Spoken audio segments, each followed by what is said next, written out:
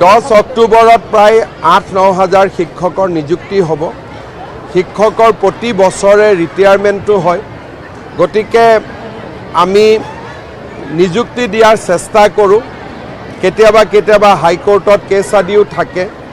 তাৰ মাজতে মই ভাবোঁ যে পৰিৱেশ আগতকৈ ভাল আৰু ভাল কৰিব লাগিব। আদৰ্শ LP নহয়, হাইস্কুলে হ'ব। LP আদৰ্শ কৰাৰ কথা আমি চিন্তা কৰা নাই, কিন্তু হাইস্কুলবিলাক আমি হায়াৰ ছেকেণ্ডাৰী কৰিম। 10 অক্টোবৰত প্ৰায় 8-9 হাজাৰ শিক্ষকৰ নিযুক্তি হ'ব। শিক্ষকৰ প্ৰতি বছৰে ৰিটায়াৰমেণ্টটো হয়। গতিকে আমি নিযুক্তি দিয়াৰ চেষ্টা কৰোঁ। কেতিয়াবা হাইকোৰ্টত কেছ আদিও থাকে।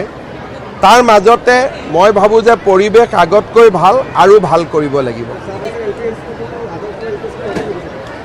আদৰ্শ LP নহয়, হাইস্কুলে হ'ব।